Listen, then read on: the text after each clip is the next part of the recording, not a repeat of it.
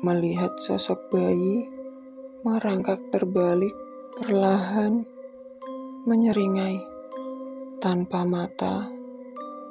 Darah menetes dari rahangnya.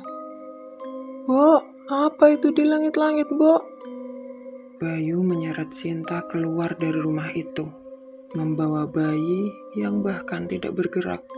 Matanya kosong, tubuhnya dingin, seperti sudah mati sejak awal. Sinta ditemukan berdiri menghadap dinding kamar, memeluk boneka kain yang tidak mereka miliki. Selamat datang kembali lagi bersama Pocita di 5 menit merinding.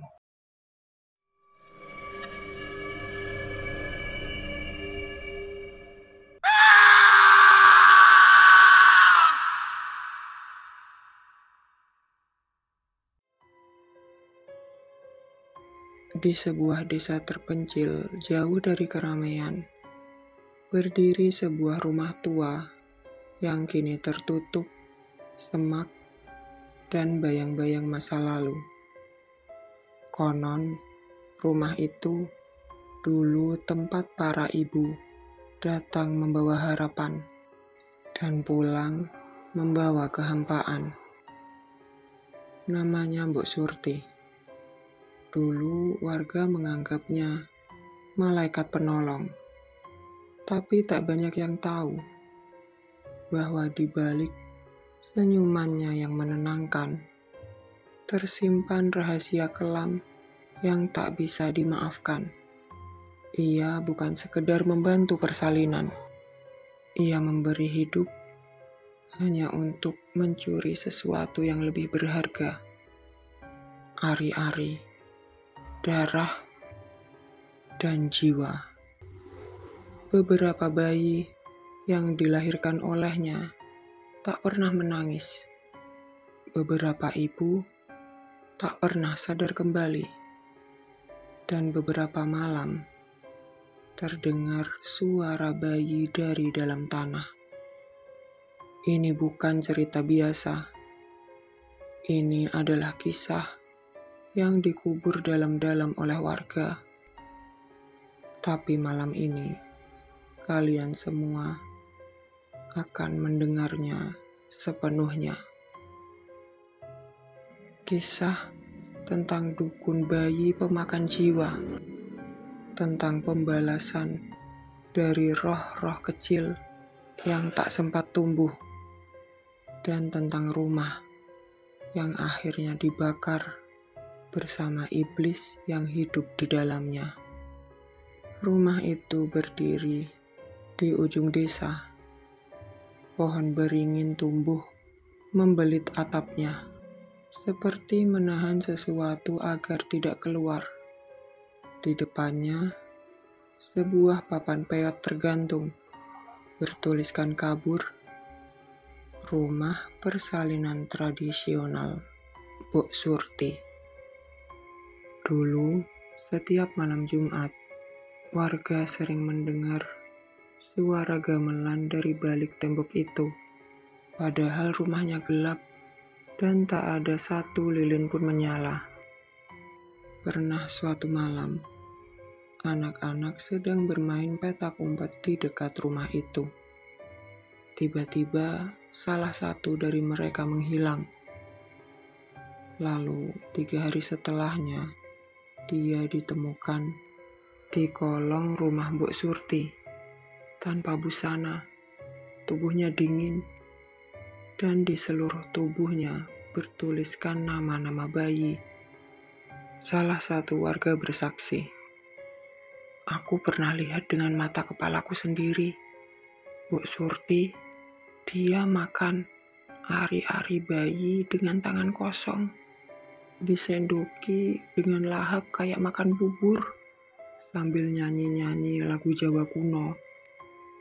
Warga desa mulai bicara pelan tentang bayi yang lahir tanpa tangisan, tentang ibu-ibu yang melahirkan lalu tidak pernah bangun kembali.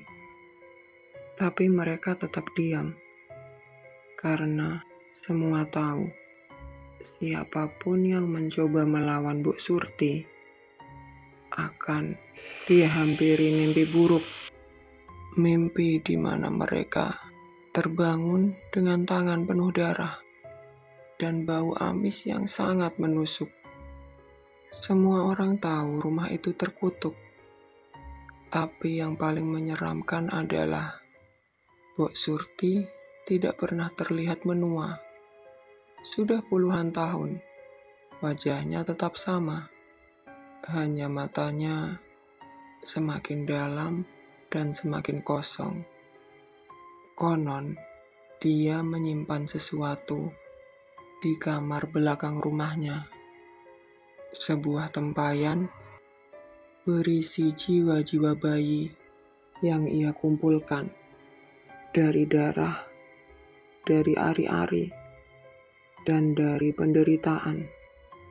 Kematian di rumah itu bukan akhir, tapi awal dari sesuatu yang lebih gelap. Dan malam itu, seorang ibu muda bersama Santi datang ke rumah itu. Hamil tua, tak punya pilihan, dan belum tahu bahwa dia akan pulang seluruhnya tanpa jiwa. Malam itu, langit seperti mengamuk. Hujan tak henti sejak sore. Di tengah badai itu, Sinta, seorang ibu muda yang tengah hamil 9 bulan, dipopong suaminya menuju rumah tua di ujung desa. Ya, rumah Mbok Surti. "Mbok, tolong istri saya, Mbok. Kepala bayinya sudah turun ini. Dia kesakitan." Bayu panik. "Masuk, cepat. Tutup pintunya. Dan jangan biarkan yang lain masuk," jawab Bu Surti. Di dalam rumah itu tidak ada penerangan. Hanya cahaya dari lampu minyak tanah remang. Dindingnya lembab, lantainya berlendir, dan di atas ranjang persalinan tergantung tali-tali merah seperti tali pusar kering yang dijadikan jimat. "Aduh, Mbok, aku nggak kuat. Sakit banget perutku, Mbok." "Buka kakimu lebar. Jangan melawan. Biarkan anakmu keluar dengan sempurna." Tapi ada yang salah. Sinta merasa ada yang menyusup ke dalam tubuhnya. Bukan tangan Mbok Surti, tapi dingin berduri menusuk dari dalam. Dan di tengah-tengah jeritanya, dia sempat menoleh ke langit-langit, melihat sosok bayi merangkak terbalik, perlahan menyeringai. Tanpa mata, darah menetes dari rahangnya. "Mbok, apa itu di langit-langit, Mbok?" "Sudah, itu penuntun jiwa anakmu. Biarkan saja dia bekerja." Bayu menahan tangis melihat istrinya kesakitan. Tapi saat anaknya keluar, tidak menangis. Bayi itu hanya membuka mata, menatap kosong, dan diam. "Sudah lahir anakmu, laki-laki, kuat, tapi dia perlu menyesuaikan diri dengan dunia ini." "Maksudnya, Mbok, kenapa anakku diam saja? Kok dia nggak nangis?" "Diam kamu. Kalau kamu teriak-teriak, dia bisa kehilangan nafas. Pergi, ambil air hangat dari luar." Tapi Bayu curiga, karena saat ia kembali, dia melihat sesuatu yang sangat mengerikan. Di balik pintu yang setengah terbuka, Bu Surti tidak sedang membersihkan bayi itu, tapi meneteskan darah segar dari ari-ari ke mulutnya, lalu menjilatnya dengan mata terpejam, seperti seorang pemuja dalam ritual sesat. Tubuh Bayu gemetar. Bayu mundur, tapi lantai licin. ia terjatuh, menjatuhkan baskom air. Lalu Bu Surti menoleh. Tapi yang menoleh bukan wajah manusia. Wajahnya menghitam, matanya putih semua. Darah menetes dari gigi-gigi runcingnya. Dan suaranya bukan lagi suara Bu Surti. Kamu ingin bayimu hidup. Tinggalkan dia di sini. Jiwanya masih belum sempurna. Dan aku yang akan menyempurnakannya. Bayu menyeret Sinta keluar dari rumah itu, membawa bayi yang bahkan tidak bergerak. Matanya kosong, tubuhnya dingin, seperti sudah mati sejak awal. Dan malam itu, Bayu bertekad untuk kembali ke rumah itu, untuk mencari tahu apa sebenarnya yang terjadi di balik kamar persalinan Mbok Surti.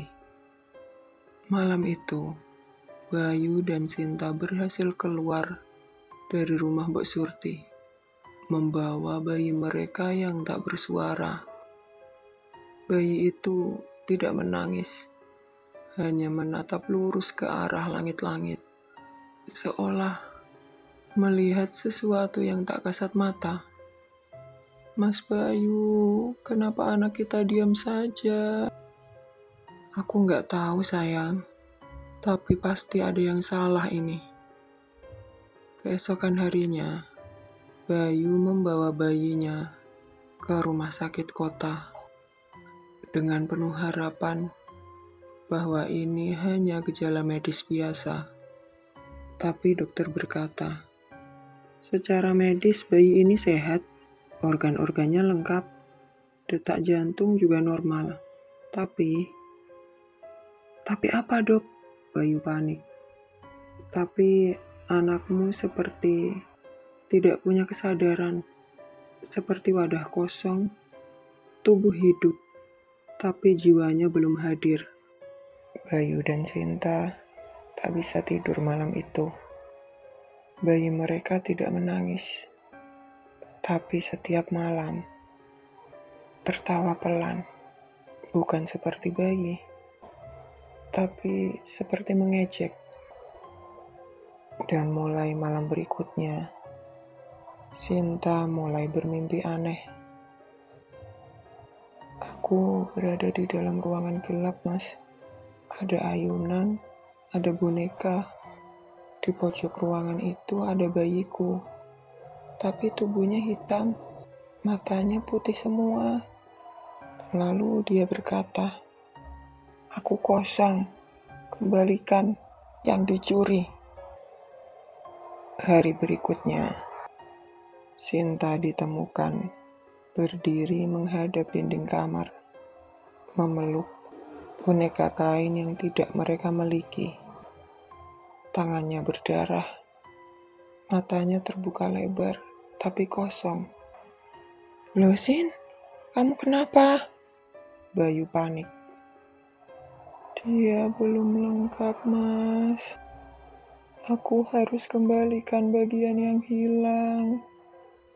Bagian itu ada di Mbok Surti, ucap Sinta lurih. Bayu mulai curiga bahwa ada yang tersisa, sesuatu yang belum selesai. Ia pun memutuskan kembali ke rumah Mbok Surti diam-diam. Tapi kali ini dia tidak sendiri. Dia membawa sebuah lentera dan jimat dari sesepuh desa. Saat dia sampai di rumah itu, lantainya basah. Udara di dalam ruangan membeku. Dan dari balik tembok, terdengar suara. Ayah, aku di sini. Bawa pulang jiwaku. Bayu membuka satu pintu dan menemukan sebuah tempayan besar berada di tengah-tengah ruangan, dipenuhi dengan ari-ari menghitam dan ratusan mata bayi kecil mengambang. menatap ke arah siapapun yang melihatnya. Sosok Sinta muncul, tapi bukan istrinya. Bayu pingsan malam itu. Ketika ia terbangun, tempayan itu pecah dan seluruh rumah diam, mati. Tapi ia tahu ini belum berakhir. Karena saat pulang, bayinya menangis untuk pertama kalinya. Tapi bukan tangisan bahagia. Itu seperti sebuah jeritan kesakitan. Seperti seseorang yang terperangkap dalam tubuh mungil itu. Bayu tahu, ini semua bukan mimpi. Bayi mereka bukan hanya lahir. Ia diciptakan ulang.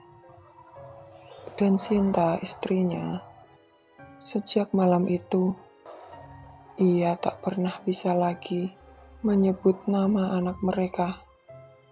Dia hanya memanggil dengan satu kata, "Dia bukan anakku." Bayu lalu datang menemui Mbah Wiryo, sesepuh desa yang dikenal menyepi di balik bukit. Dulu, Mbah Wiryo adalah saudara seperguruan Mbok Surti.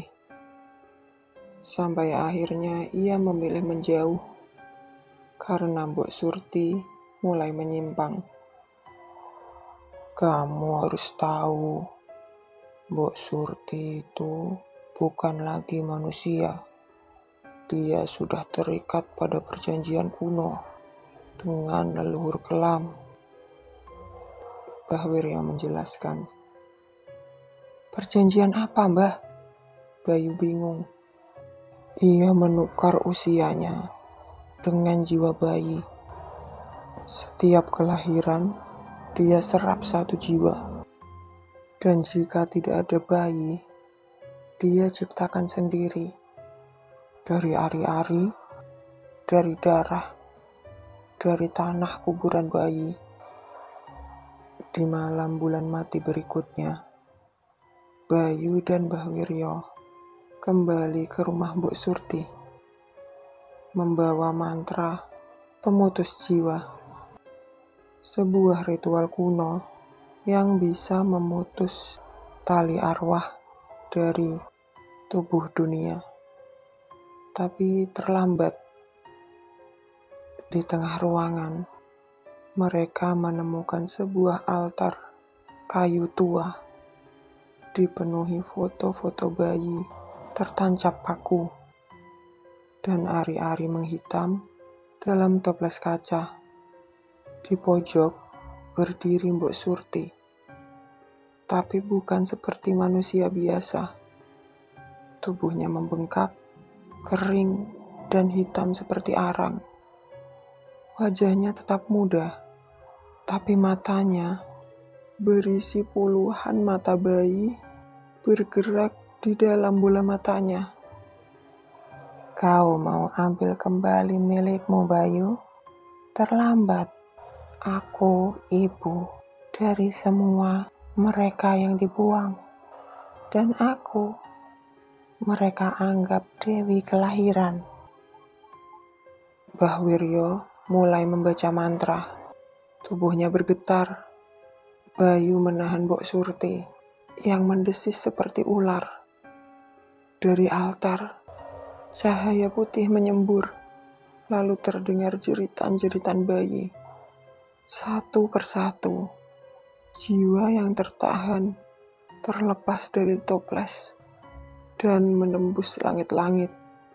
Tapi, tidak! Jangan ambil mereka! Mereka milikku! Teriak Mbok Surti ketakutan. Saat ritual usai, tubuh Mbok Surti terbakar dari dalam. Bukan api, tapi jiwa-jiwa yang melepas dendam.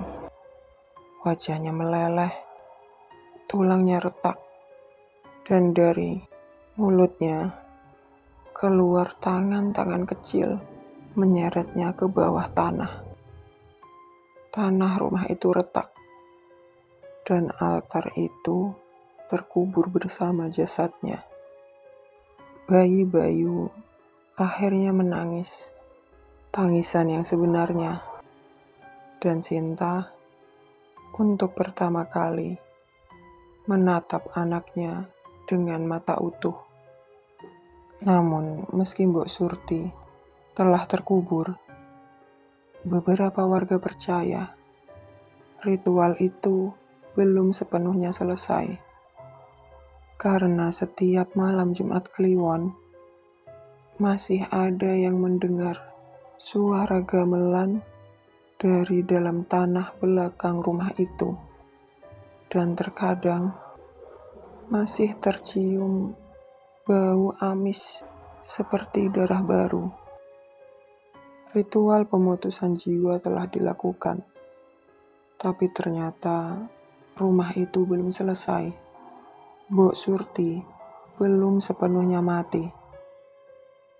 Warga mulai melaporkan kejadian-kejadian aneh. Bayi yang meninggal tiba-tiba, ibu hamil keguguran massal, dan mimpi buruk serentak datang ke seluruh rumah.